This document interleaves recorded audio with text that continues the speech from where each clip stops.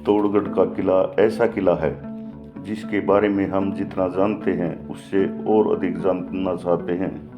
बप्पा रावल के वंशज सिसोदिया वंश और गुहिल वंश के संस्थापक राणा हमीर ने फिर से यह किला मालदेव से ले लिया। हमीर बड़ा पराक्रमी और दूरदर्शी था।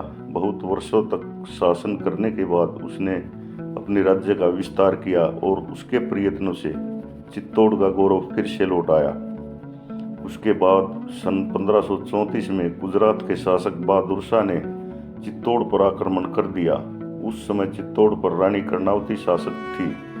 रानी कर्णावती राणा सांगा की पत्नी थी। उसके दो पुत्र थे, राणा विक्रमादित्य और राणा उदय सिंह। रानी ने बहादुर शाह से युद्ध से पहले हुमायूं को राखी भेजकर मदद मांगी थी और हुमायूं ने भी मदद का वादा किया था, लेकिन समय पर हुमायूं की सेना नहीं पहुंच पाई। इधर किले की दीवारें तोप के गोलों से गिरने लगी थी। 8 मार्च 1535 को किले में सभी सरदारों ने केसरिया पहनकर युद्ध लड़ने के लिए तैयार हो गए। उन्होंने किले के गेट खोल दिए और युद्ध के मैदान में कूद गए। भीषण युद्ध में वे वीरगति को प्राप्त हुए।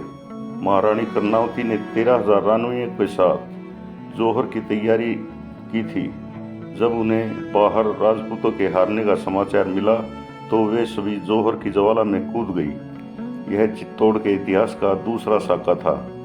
जब हुमायूं चित्तौड़ पहुंचा तो सब कुछ राख हो चुका था।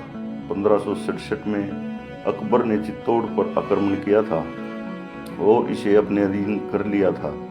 माना जाता है चित्तौड़ के राणा उदय सिंह ने कोई संघर्ष नहीं किया और उन्होंने चित्तौड़ छोड़कर उदयपुर शहर बसाया। जब अकबर ने आक्रमण किया तो जयमल और फतेह ने राजपूतों के साथ साहस का परिचय दिया था और उन्होंने हार नहीं मानी थी। वे लड़ाई के मैदान में कूद गए थे। लड़ाई बहुत लंबी चली थी, लेकिन वे किले को बचाने में सफल नहीं हुए। अकबर की सेना ने किले में बहुत लूटपाट की और किले को बहुत ज़्यादा नुकसान पहुंचाया। उनमें से फत्ता की पत्नी फूलकौर और 1000 रानियों ने यहाँ जौहर कर लिया। यह था चित्तौड़ का तीसरा जौहर। इसके बाद 1616 में जहांगीर ने एक संधि के बाद यह किला अमर सिंह को सौंप दिया। इस किले का एक और महान शासक हुआ था, महाराणा प्रताप। जय हिंद।